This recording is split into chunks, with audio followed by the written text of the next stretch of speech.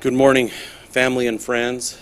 Due to the global pandemic caused by the COVID-19 virus, we're gathered as a small group together here today in Delano, California, but recognize that via webcast, we're broadcasting this to a much larger audience throughout the world, and to pay a tribute to the lady that I've referred to as Grandma Lupe.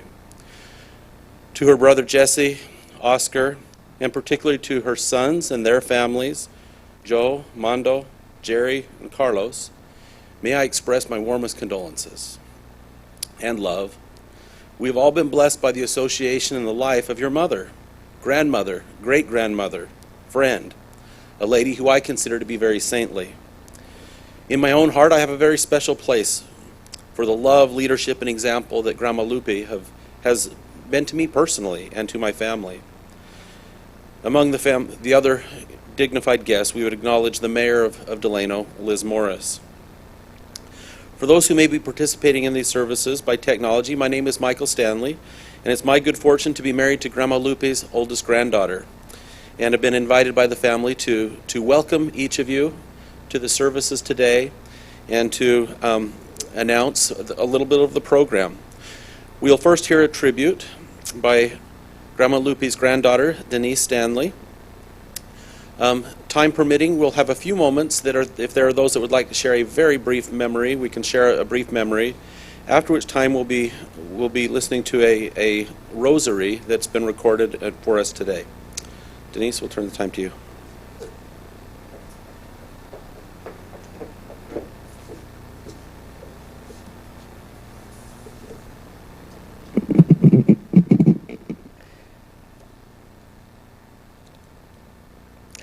Guadalupe Silva was born on March 5, 1928, to Francisca Sandoval and Santos Silva. She was the eldest of 6 children and is survived by her brother Jesse and her sister Esperanza. At the age of 16, she married Guadalupe Gutierrez, and together they had 6 children, beginning with Joe, then 2 girls, Lupita and Frances, who died at an early age, Mondo, Jerry, and Carlos. Lupe is preceded in death by her son Mondo.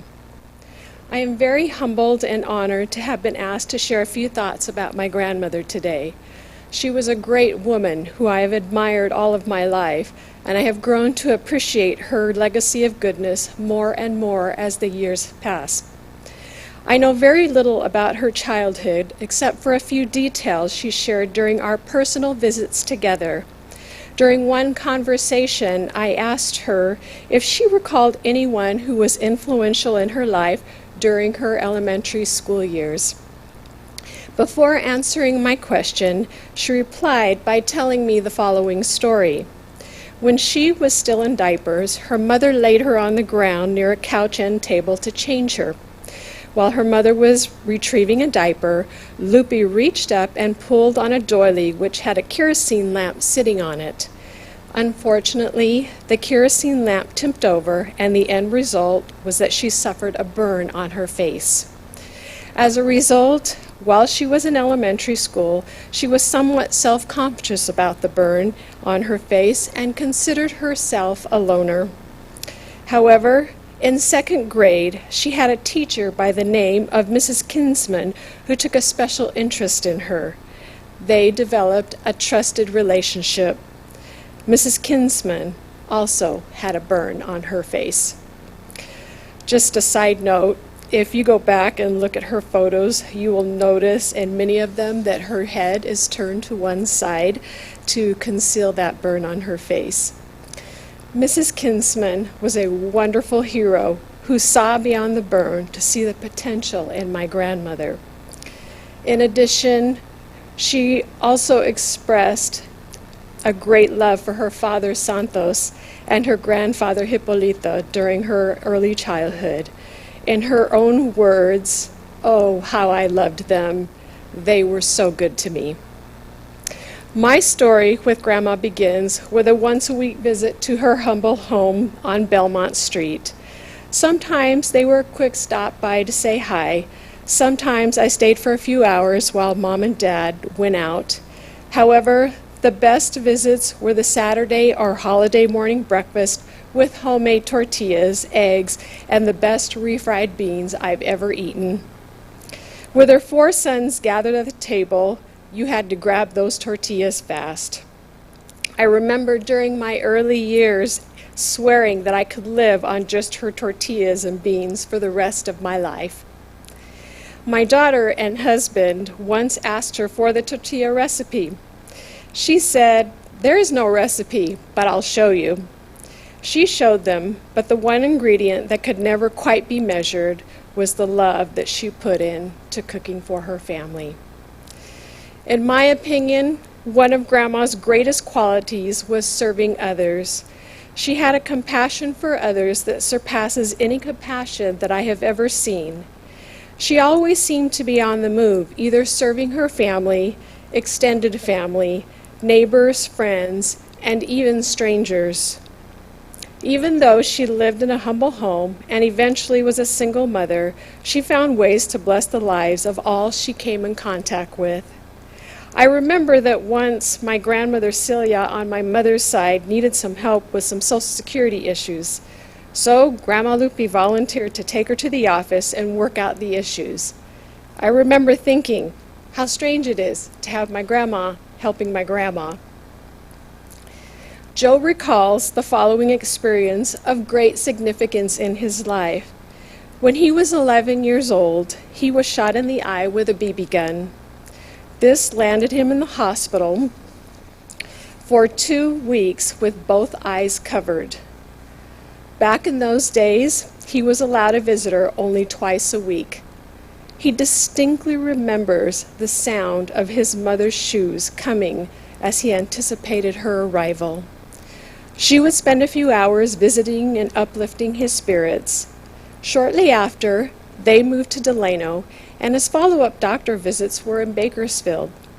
Joe and his mother would ride the bus to Bakersfield and then walk the long 3 to 4 miles to the doctor's office. My dad remembers that they would stop at a dress shop on the way back to the bus station. Grandma would try on clothes and had fun modeling for him. She never bought anything. However, there was a deep relationship that was formed from their time together at the hospital and the trips back and forth to Bakersfield. Grandma was a dedicated hard worker. She was a field laborer and worked in multiple farm sheds working various crops. Eventually, she worked for Montebello Rose, located in McFarland, California. I remember going to visit her at work once. She was in the shed trimming rose stalks, and I could tell by the comments by her co-workers that she was well liked and well respected. She appeared to be the leader guiding others on what needed to be done. When I was about 10 years old, my dad invited me to help him in his lawn maintenance side job. We would go to Valverde Lane, a block away from our home. While my dad was mowing the large yards, I was sweeping the grass off the walkways and hoeing weeds. There was one house owned by Mr. Fred Munguia that had a large side yard of rose bushes. It was a challenging task to weed that section without getting poked by thorns. At some point, I am sure that I complained about those rose bushes and inquired about why the homeowner would have so many. It made a lot more sense when I learned that Mr. Munguia was the owner of Montebello Rose, where Grandma Lupe worked. Fred Munguia also took notice of the dedication and hard work of my grandma. He moved her from the lead help in the shed to the office manager position. Her assignment had her monitoring the group in the shed as well as managing affairs in the office. On March 8, 1975, Fred and Grandma Lupe were married. She left her humble home on Belmont and moved to Valverde Lane, which back in the day we considered fine living. My weekly visit to Grandma's house was now changed. After weeding the rose bushes in the heat of the afternoon, I was now rewarded with a visit with my grandmother. She always made me feel special by making my favorite drink, a Shirley Temple. cherry included. I had the privilege to work for a year with Grandma as a payroll clerk in the office and observed her relationships with workers and with Fred. I learned that she was patient but firm, and when there were work issues with employees, she always worked it out to the benefit of the individual involved. She also had a great sense of humor. Fred was a smart businessman, and he was all hands-on when it came to his Rose Farm operations. When things were not operating the way he wanted them to, everybody in the office knew about it as we listened to his loud counsel and complaints on the work radio and in the office. I recall on one occasion that he stormed into the office with a handful of orders that he dished out to Grandma. Grandma stood firmly in front of him and then saluted him like a soldier and said, "Yes, sir." After which, Fred burst into laughter about her spontaneity. Granddaughter Gloria shared a similar sentiment. Here are her words. I quote, "Grandma, she was the best. I will miss her. Besides being my grandmother, I also worked with her at the Rose Company for quite a few years. I learned a lot. She was tough but had the sweetest heart. She took care of people and always made sure everyone was okay and had what they needed. What I remember the most is that she would always ask me when I was going to get married. I would laugh and say, I need to have a significant other first. I know she just wanted the best for me and to see me happy. Grandma was truly one of a kind, and I will miss her." Grandma was always about her family. Granddaughters Denise, Gloria, Lisa, Gabby, and Maria will recall our sleepovers at Grandma's house on Valverde Lane. Through our childhood eyes, her new house was certainly a place to feel like a princess. It was a large house with a remote-controlled entrance gate and a very long driveway. The bedrooms were spacious with big beds bigger than we had ever seen. At one point, we all laid down next to each other in one bed to discover that there was still a little extra room on the edges. The bar, which was backed by mirrors, appeared all glittery, and it was a space that we occupied by drinking Shirley Temples and eating ice cream. Granddaughter Lisa recalls that one of her highlights of going to Grandma's was playing her organ. Grandma was a great host, but mostly it was about the love she had for us and about her hugs. While Grandma's lifestyle changed after she married Fred, money never changed the foundation of who she was. She saw the financial change as an opportunity to bless the lives of others and her families in ways that she could not do before. This included bringing her mother from Mexico and purchasing a home for her in Early Mart, helping a special family member with monthly rent payments, purchasing bedroom furniture for each of her grandchildren when they turned 15 years of age, and helping needing families. One of her favorite things to do during the Christmas holiday was to identify a few families who she knew were struggling financially. On a designated day, she would excitedly head to the grocery store, sometimes with a granddaughter, and fill up 2 to 3 grocery carts of food items. The instructions to granddaughter Maria was to pick food items she would purchase for herself. Then she would deliver the groceries to the families in hopes it would brighten their holiday and for the parents to be able to provide a little something extra nice for their children. Her kindness reminds me of a principle taught in the New Testament.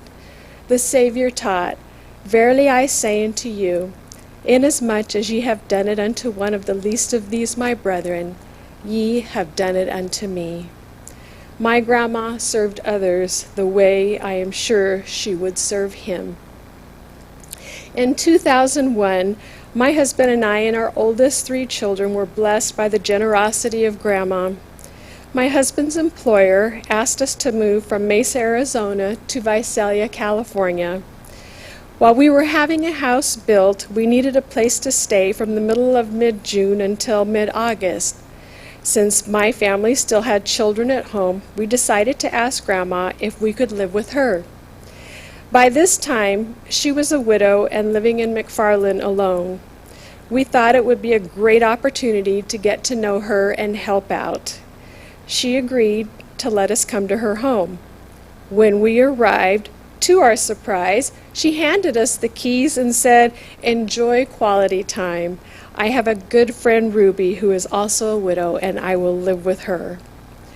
My children remember that experience with fond memories. They loved swimming in her pool with the baby frogs and gathering around her game table to play games. When the movie McFarland USA was released, they were reminded of the sweet generosity of Grandma and were proud to say that they lived in McFarland and loved it. We will always be grateful for her generosity. Her generosity also brought companionship. It was while helping Oscar that they built a relationship, and we are grateful for his kindness, care, and companionship which he has shared with Grandma in the latter part of her life. These are just a few glimpses of her generosity. I am sure that every family member could share multiple stories of how she has made their life better. I'd like to close with one last story. When I was around 10 years old,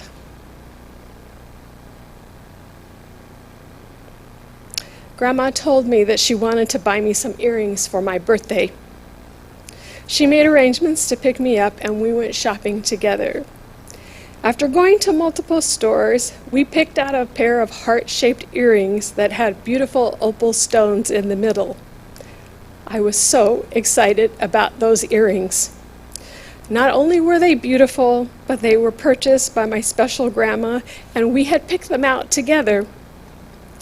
I cherished those earrings every time I wore them.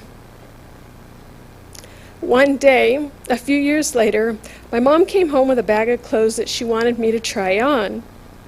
The following day, no one happened to be home, so I proceeded to try them on.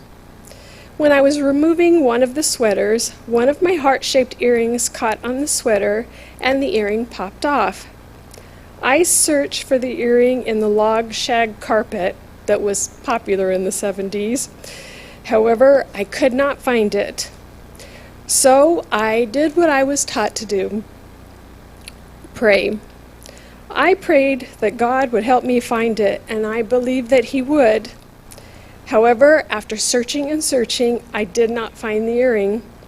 So I decided to pray again. After searching, I still did not find it. Nevertheless, that earring was so important to me, so I knelt down and prayed 5 times, and I still did not find it.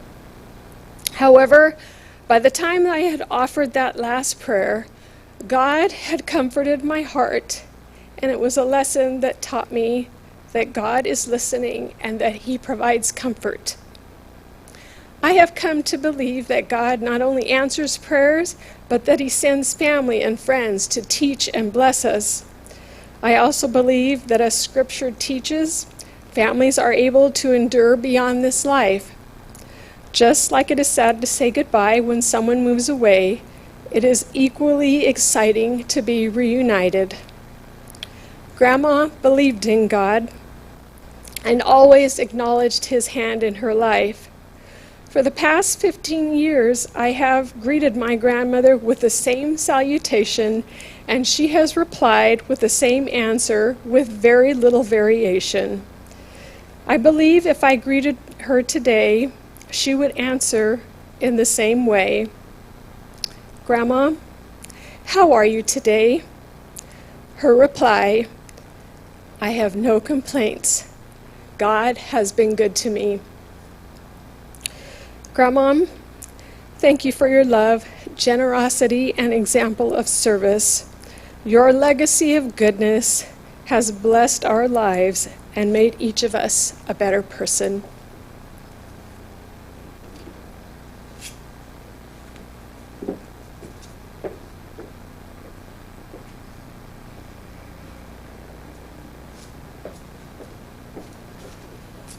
We'll now move directly to the Rosary.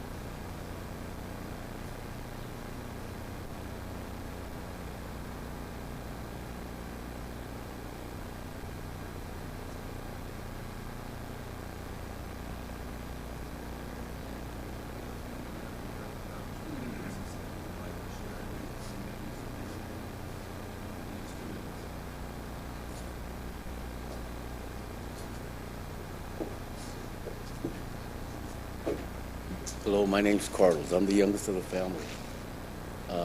Recently I got sick. I believe in angels. And because I do believe in angels,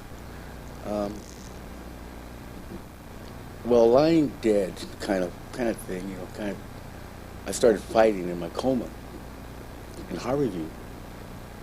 And I believe in God so much.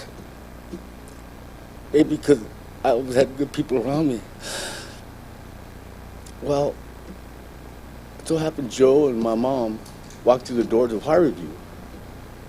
I was in a room of gold, and I saw angels walk in. I thought they were here to take me. But I guess Joe, my mom, didn't let them take me. Because when I woke up, they were there. But how does those things happen? How do things like that just from one state to another?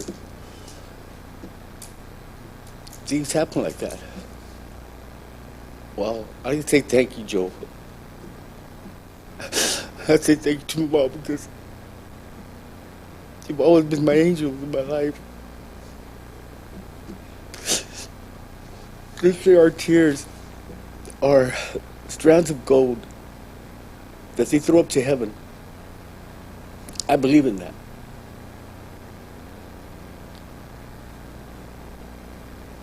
That's all I want to say.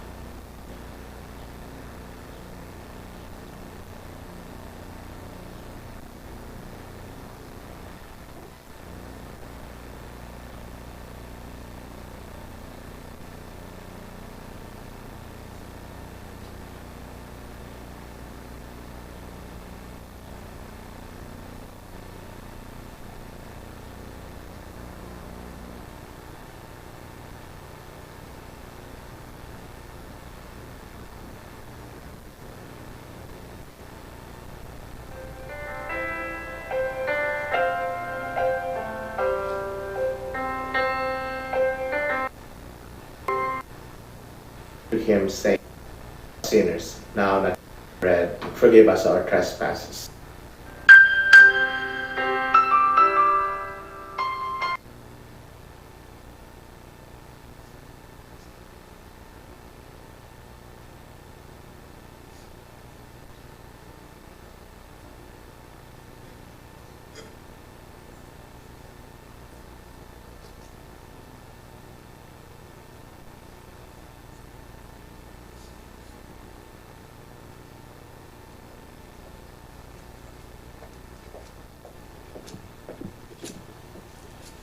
With some technical difficulties, we have a few extra minutes. If there are those that would like to share some additional feelings and thoughts about Guadalupe.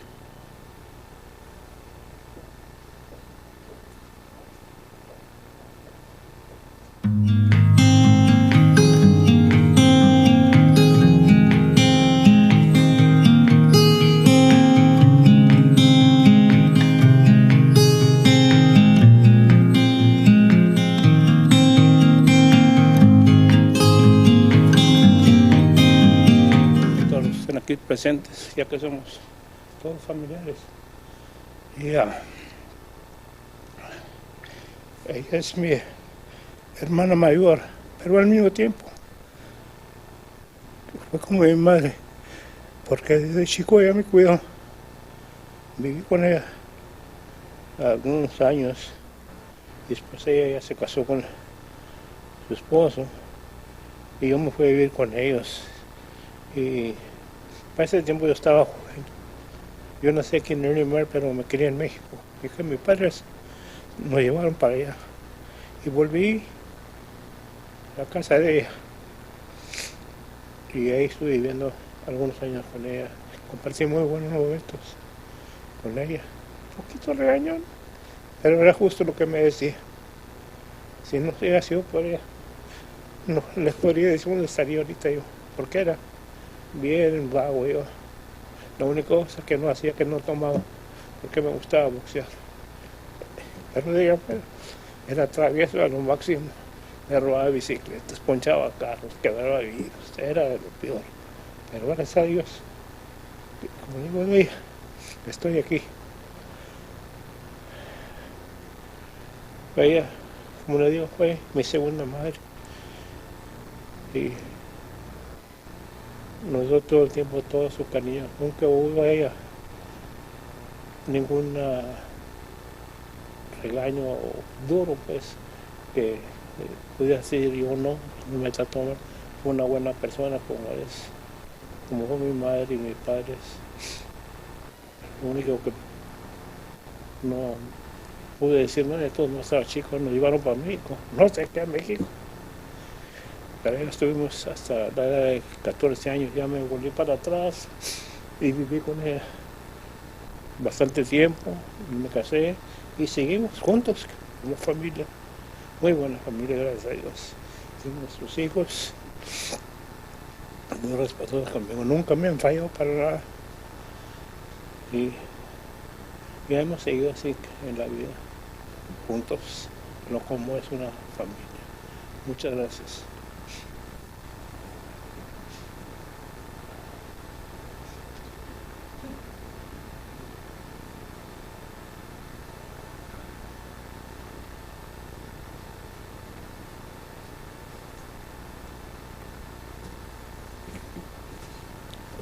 Hola, ¿qué tal?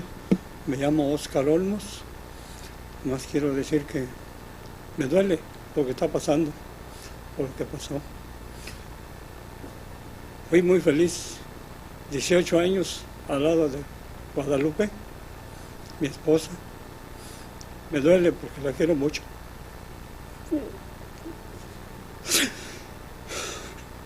Pienso olvidarla, pero no puedo. No puedo porque la quise mucho y la sigo queriendo. Y no la voy a olvidar. De veras, sépalo que sí la quiero mucho a ella. 2 semanas antes lo platiqué con ella y me dijo, pórtate bien, no vais a ir a agarrar una botella de vino y te la vais a echar para las penas. Le dije, no, yo no soy de esas personas. Pues, sé bueno con mis hijos, ellos te quieren, toda la familia te quiere. Le dije, pues si yo no tengo nada con nadie, yo también los quiero, ¿verdad? Pero yo quiero mucho a mi Lupe, la verdad. Mucho, mucho. Y yo les agradezco a todos ustedes por ser tan buenos conmigo, por haberme aceptado en su familia, ¿verdad? Porque yo era una persona sola, no tenía amigos, yo no conocía a nadie, pero cuando conocí a Guadalupe, mi vida cambió. Todo lo que yo sé o aprendí, lo aprendí de Guadalupe. Una señora muy buena, una esposa muy buena, que yo pienso que nunca en la vida voy a encontrar una persona de estas. Ya no las hay.